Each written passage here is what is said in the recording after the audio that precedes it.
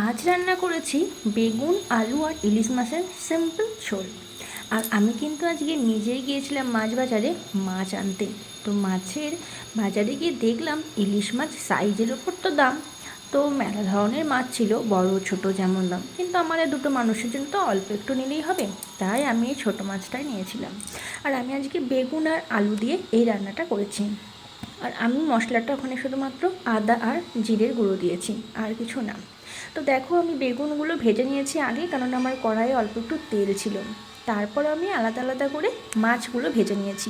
মাছগুলো খুব একটা ভাজিনি, আর মাছের ডিম ছিল, এই তেলটা আমার বড়মশাই খেতে খুব ভালোবাসে, তাই ওর জন্য আমি ওটা আলাদা করে ভেজে রেখেছিলাম। এরপরে আমি ফোড়নে দিয়েছিলাম কাঁচা লঙ্কা আর একটু পাঁচফোড়ন, তেজপাতা, আর টমেটো তো আমি ইউজ করেই থাকি, আর সেটা। তারপর এটাই আমি আদা জিরে বাটা দিয়ে একটু কষিয়ে নিয়েছিলাম। তারপর যখন ফুটে উঠলো, বেগুন মাছগুলো দিয়ে দিলাম, আর চটপট রেডি আমার